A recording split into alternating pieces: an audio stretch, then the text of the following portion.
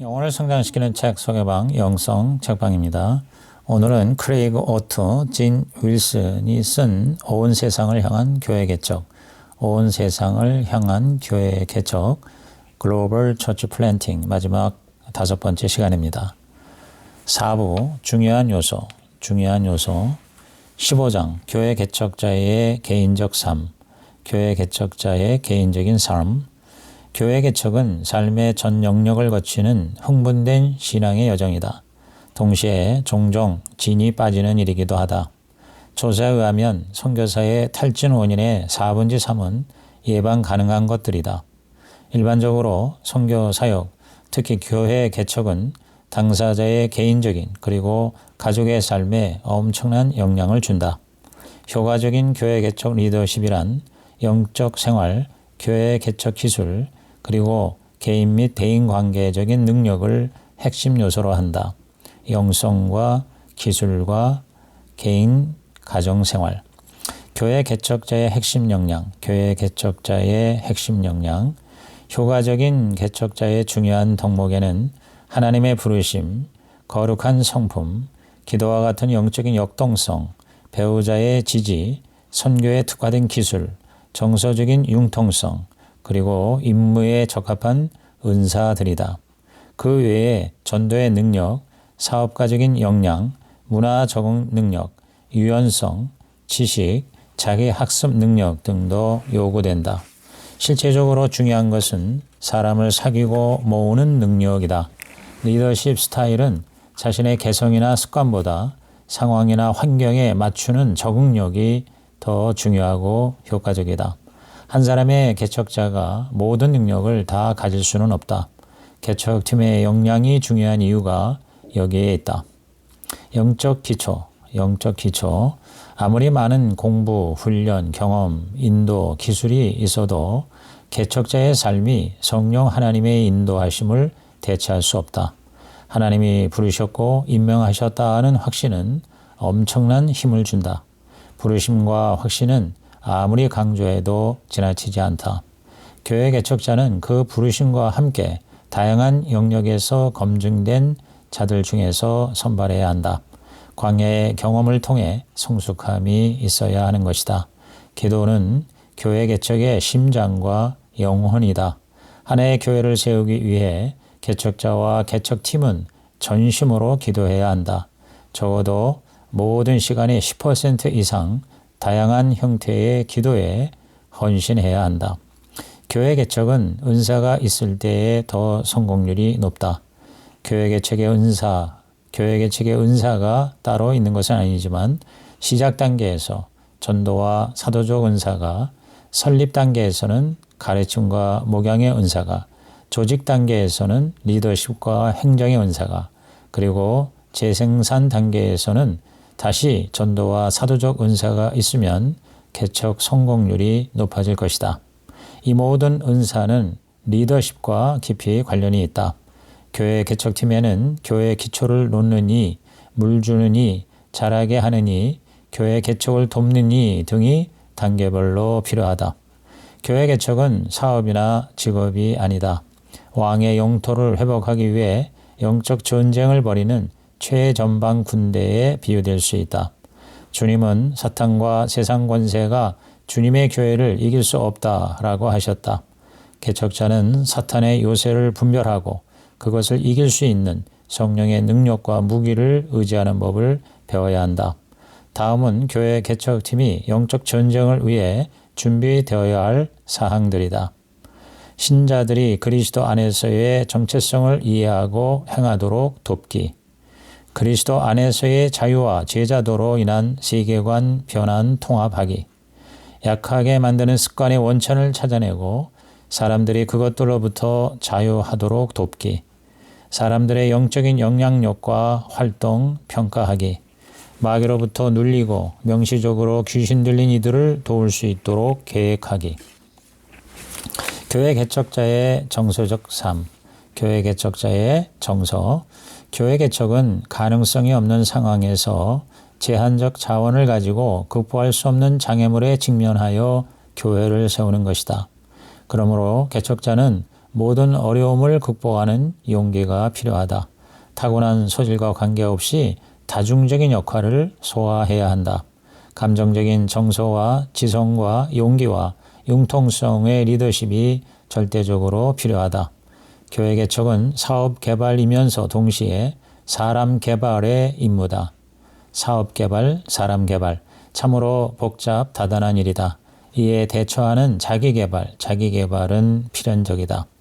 결혼 및 가정생활, 미국에서는 결혼의 절반 이상이 이혼으로 끝난다. 개척자의 결혼 생활은 일반 결혼보다도 더 견고해야 한다. 근본적인 변화로부터 오는 스트레스를 극복해야 한다. 가정과 교회 사역 사이에서 경계 설정을 잘 해야 한다.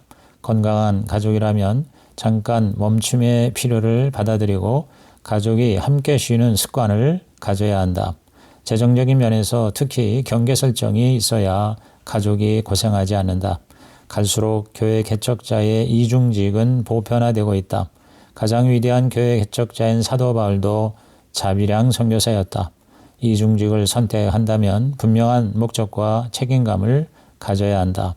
결론적으로 교회 개척자들은 자기 인식을 키우고 목표를 설정하고 멘토를 두고 동역자들이 있는 학습 공동체에 참여함으로 어떤 상황이든 능동적으로 대처할 수 있어야 한다.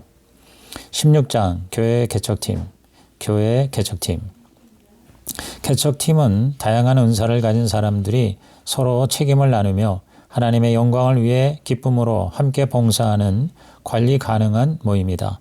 그들은 공동의 사명을 나누며 그리스도의 사랑의 메시지를 구체화시키고 의미 있는 사역을 성취하며 변혁적인 결과를 기대한다. 사와츠키는 팀 사역의 장점에 대해서 이렇게 열거했다. 1. 팀이 함께 전도할 때 더 담대해진다. 2. 팀이 함께 기도할 때 기도의 능력이 커진다. 3. 팀이 함께 계획할 때 위대한 창의성이 생긴다. 4. 팀이 함께 사역할 때 생산성이 높아진다. 5. 팀은 사람 중심이 아닌 사역 중심이 된다. 바울을 중심으로 한 사도행전의 팀 사역은 놀랄만하다. 성령님께서 그분의 사역을 완성하기 위해 팀을 모으시고 인도하시는 것은 분명하다. 주님이 사역자들을 택하셨고 부르셨으며 그들을 흩으시고 자신들의 길을 가게 하셨고 복음을 전하도록 힘을 주셨다. 그들은 팀으로서 거룩한 목적과 인도함을 경험했다. 오늘날의 교회 개척팀도 마찬가지로 하나님께서 그들을 모으시고 복음 사역을 진행하신다는 사실을 확신해야 한다. 팀 사역에서 가장 중요한 것은 효과적인 리더십이다. 조직적 리더십보다는 유기적 리더십을 지향해야 한다. 팀원들은 은사를 이해하고 그것을 사용하여 서로 돕는다. 그리스도를 전하고 새신자를 세우고 소그룹을 인도한다.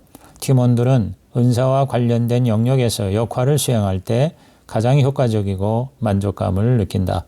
결론적으로 팀을 이루었다고 해서 만병통치약을 얻었거나 교회 개척의 성공이 보장되는 것은 아니다. 다만 팀이 없거나 혹은 팀이 있어도 그 팀이 건강하지 못하고 비생산적일 때는 시작을 연기하는 것이 더 좋다. 팀의 건강과 생산성을 위해서는 반드시 5가지 요소가 있어야 한다. 1. 공통의 목적. 2. 능숙하고 신뢰할 만한 공인된 리더. 3. 팀 구성원들이 만족하는 공동체. 4. 집단 내의 기능적인 분업화. 5. 함께 일하는 방식에 대한 합의 등이다. 17장 종, 리더 그리고 개척자 개발하기. 종, 리더, 개척자. 교회 개척에 성공하고 성장과 재생산까지 하려면 사역자를 세우는 것이 최우선순위가 되어야 한다. 효과적인 사역은 일꾼을 세우는 수준에서부터 비롯된다. 존 맥스웰은 사람을 동원하는 3가지 수준에 대해서 말하기를 첫째 보살핌, 즉 너튜어링은 전체 회중의 기본적인 필요를 돕는 수준이다. 이것은 유지에 초점을 두기에 성장은 거의 일어나지 않는다. 둘째가 세움, 영어로 equipping은 다수를 대상으로 하는데 임무와 은사와 기술 개발 중심이다. 세 번째가 발전, developing은 일부 사람들에게만 일어나는 수준이다. 개인의 성품과 리더십에 강조점이 있다. 리더는 민들레처럼 하루 만에 갑자기 생기는 것이 아니다. 떡갈나무처럼 뿌리를 깊이 내리고 강한 가지를 뻗으면서 천천히 성장하는 것이다. 제자에서 종으로 그리고 리더로 성장하면서 개척자 혹은 개척팀이 되는 것이다. 성도를 세우는 가장 좋은 방법은 현장에서의 현장 실습을 통한 것이다. 학교나 교실에서 배우는 것이 아닌 현장에서 자라는 리더를 영어로 homegrown leader라고 부른다. 현장과 함께 워크숍과 개인적인 가르침이 병행되어야 한다. 교회 개척자가 필요로 하는 행동 특성은 다음과 같다. 1. 비전을 품는 능력이 있음. 2. 내적 동기화가 강함. 3. 사역의 주인의식을 창출함. 4. 비그리스도인들과도 관계를 잘 맺음. 5. 배우자의 협조를 얻음. 6. 관계를 효과적으로 맺음. 7. 교회 성장에 헌신함. 8. 공동체에 대한 책임의식 가짐. 9. 다른 이들을 위해 은사를 활용함. 10. 유연하고 순종적임. 11. 조직을 응집시킴. 12. 회복을 보여줌. 13. 믿음을 훈련함. 뉴욕 리디머 교회에서 개척자를 훈련할 때는 아래와 같은 주제를 프로그램으로 가르치고 있다. 교회 개척자의 소명과 능력, 교회의 비전, 가치관, 사명, 조사, 인구 통계학 및 민족 지학, 상황에 맞는 사역 철학, 활동 계획, 리더십 구조, 지역사회 복음 연결하기, 교회 개척과 성장을 위한 역동성 쇄신, 소그룹, 교회 개척 상황에서의 설교. 존 휘트모어는 개척자를 위한 코칭 리더십을 GROW, G-R-O-W의 머리 글자로 요약했다. goal, 목표를 정의하고 명확화하기. realities, 현실적인 목표를 방해하는 장애물 검토하기. options, 목표를 성취하기 위한 선택지 찾기. will, 목표를 위한 의지적 결단하기 등이다. GROW, G는 goal, R은 realities, O는 options, W는 will. 이렇게 네 가지입니다. 그 다음에 로버트 로가는 코칭 101에서 5R을 제시했는데, 첫째 R은 relate, 관계, 그 다음 reflect, 반영, 그 다음 refocus, 재초점, 그 다음 resource, 자원, 그 다음 review, 검토의 5가지가 그것이다. relate, reflect, refocus, resource, review. 어떤 방식이든 효과적인 코칭은 진정한 돌봄의 관계, 분명한 목적, 정기적인 모임, 그리고 어느 정도의 책임감이라는 기초 위에 있어야 한다.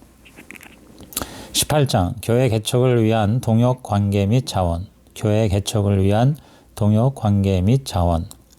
선교와 교회 개척은 전적인 동역과 협력 사역이다. 동역과 협력.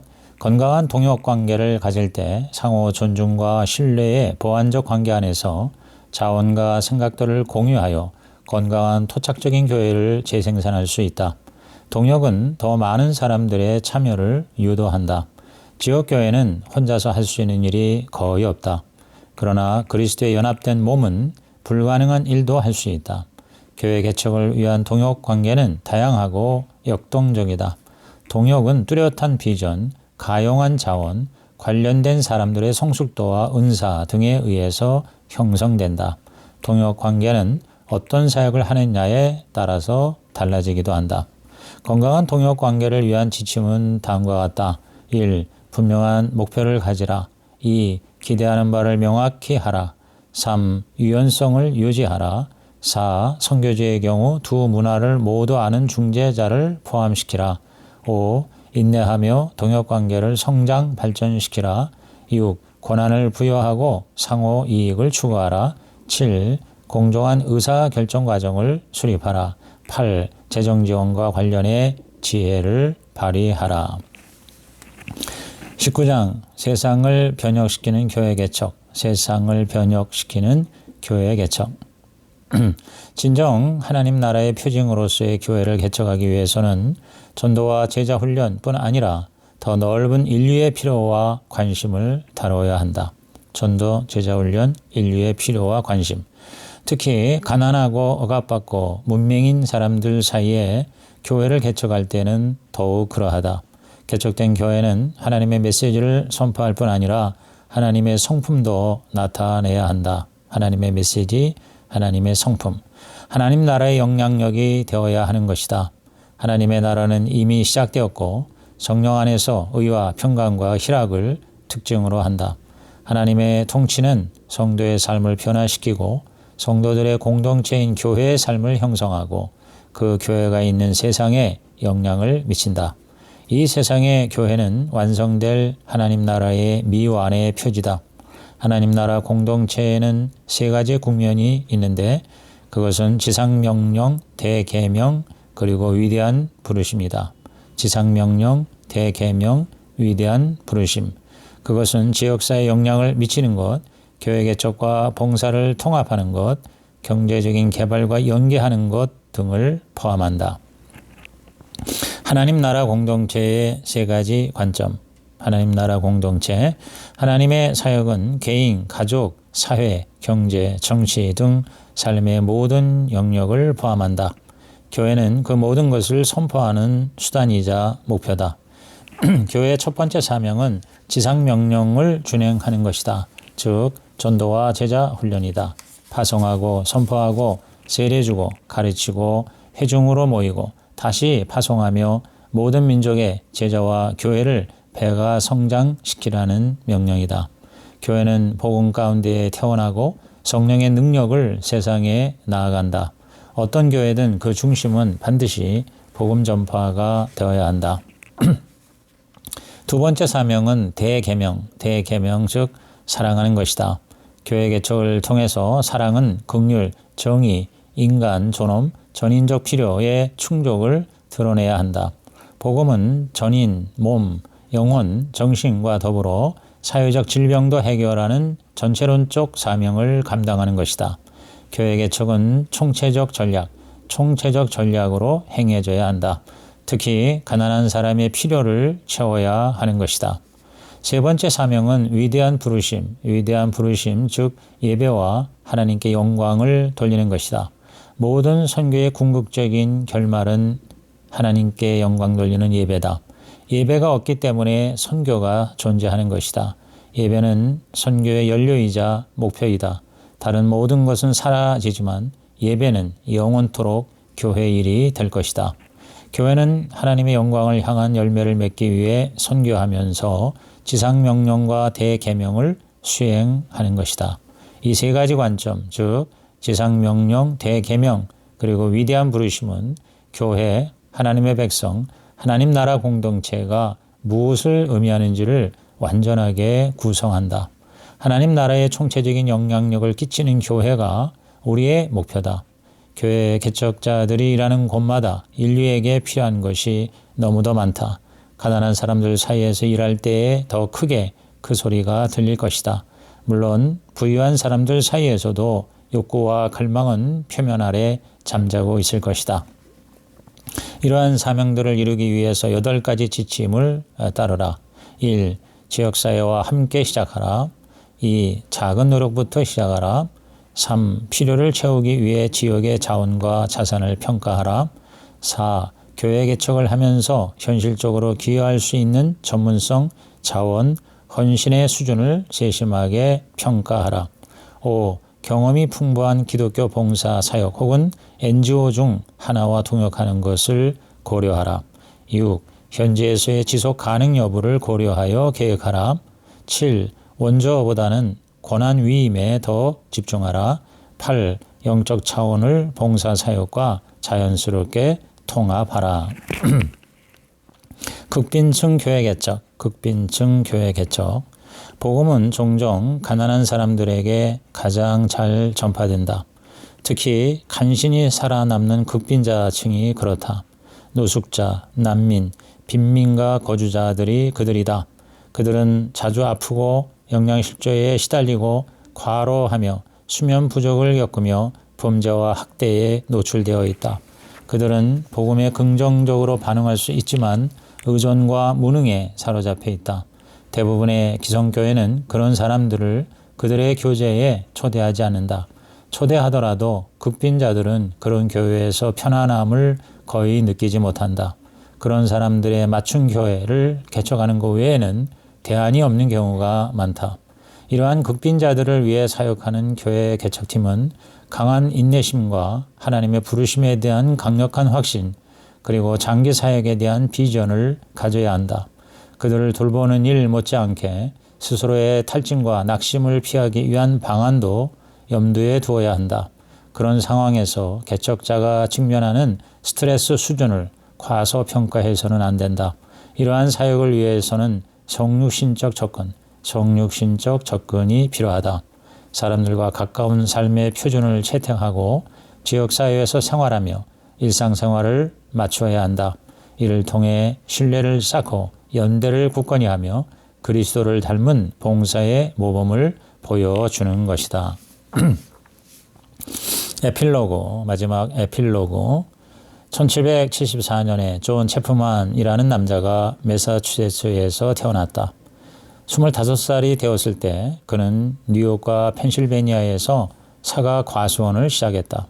노스웨스트 주가 정착을 위해 개방됨에 따라 존은 현재 오하이오, 미시간, 인디애나 및 일리노이 지역을 처음으로 탐험한 사람 중에 한 사람이 되었다. 그는 50년 동안 땅을 돌아다니며 어디를 가든 사과 씨를 심고 사과 나무를 키웠다. 존은 말라깽이 배가 성장의 원리를 이해했다. 그는 미래 시장을 겨냥하여 전략적으로 심었고 잘못된 선택을 하는 경우는 거의 없었다. 그가 묘목들을 심은 근처에 많은 마을이 형성되었다. 그의 묘목 중 일부는 서부에서 풍성한 열매를 맺기 위해 덮개가 있는 마차를 타고 대평원을 건넜을지도 모른다는 말들도 생겼다.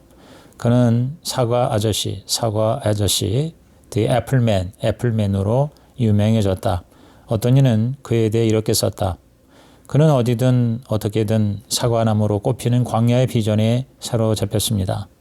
잘 키운 나무들로 가득한 과수원 너머 또 다른 과수원이 있는 향기로운 꽃이 정착민들에게 풍성한 수확을 약속하는 비전 말입니다. 이 비전을 실현하기 위해 지불해야 할 대가가 있었다. 존은 인내심을 가지고 자신의 꿈을 이루기 위해 일하면서 순회의 광야 생활의 고난을 견뎌냈다. 길가에 씨 한 100개를 떨어뜨리는 것처럼 간단한 일이 아니었다. 체계적인 방식으로 그는 잡초와 덤불을 치우고 양질의 비옥한 땅을 찾아 짐승들을 막기 위해 보초 장벽을 만들고 조심스럽게 씨앗을 심었다. 그는 다른 사람들이 하는 것처럼 젖먹이나 싹틔우기보다는 항상 씨를 뿌림으로써 최상의 열매를 얻기 위해 노력한 것이다. 존은 어린 묘목들을 버리지 않았다. 어린 나무를 돌보고 울타리를 수리하고 흙을 가꾸고 더 많은 묘목을 심을 수 있을 때면 다시 돌아왔다. 그러나 그의 꿈은 미래의 정착민들의 땅을 준비하기 위해 새로운 묘목들을 심으며 지경을 넓혀가는 것이었다. 그래서 그는 대부분의 시간을 국경에서 보냈다. 그는 사람들이 말하는 것처럼 외톨이가 아니었다.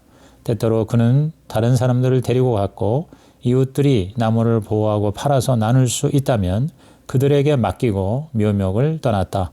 그는 자신의 소명을 알았고 대부분의 경작을 다른 사람들에게 맡겼다. 엘리아스는 이 체프먼과 비교할 수가 있다. 그는 라이베리아에서 교회를 시작했지만 그의 비전은 그 이상이었다. 엘리아스는 청년들이 신자의 교제를 시작하고 인도하도록 세워줄 수 있다고 믿었다. 10년이 채 안 돼서 주로 그의 훈련과 교육 사역을 통해 첫 번째 교회가 16개의 교회 운동으로 성장했다.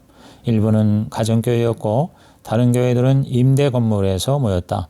그 중에 하나는 마약 중독자들에게 다가가고자 시장 내에 이동식 교회로 만들어졌다. 존 체프먼과 마찬가지로 엘리아스도 농업경제학자였다. 그의 지도 아래 이 교회들은 궁핍한 가정을 위한 식량을 생산하기 위해 2만 5천여 평의 땅을 구입했다. 우물을 파서 농장에 물을 공급하고 인근 마을에 식수를 공급했다. 그 땅에는 제자 훈련, 리더 및 사역자를 위한 훈련 센터가 건설되고 있었다. 그 후 엘리야스는 다음 10년 동안 수백만 명의 사람들의 삶을 복음으로 감동시키려는 도전에 대해 듣게 되었다. 그는 친구들과 함께 다음과 같은 질문들을 안고 씨름했다. 지상명령의 어떤 부분이 우리 책임인가? 지상명령의 어떤 부분이 우리 책임인가? 아프리카인으로서 아프리카의 복음화되지 않은 사람들에게 다가가기 위해 어떠한 일을 함께 할 수 있을까? 그 후 토착 아프리카 선교부가 조직되었고 리더들은 6개의 아프리카 미전도 종족을 목표로 삼고 1,500명의 교회 개척 선교사를 훈련시키기로 결정했다. 엘리야스는 무슬림이 지배하는 지역을 포함하여 라이베리아의 수많은 다른 지역에서 새로운 교회 개척을 시작할 기회를 모색하기 위해 여행을 했다.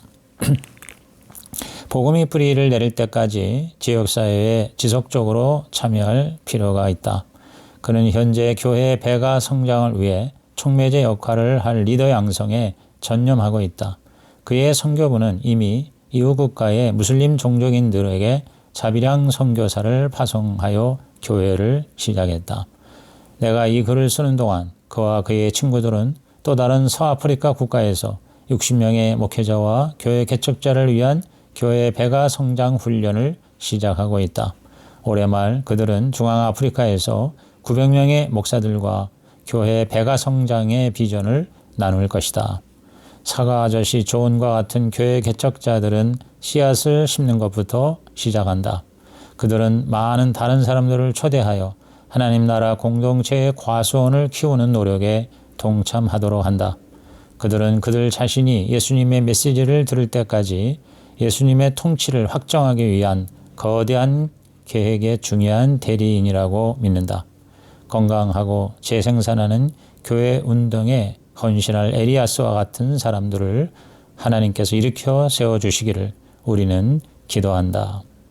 이상으로 온 세상을 향한 교회 개척, 마지막 5번째를 모두 마칩니다.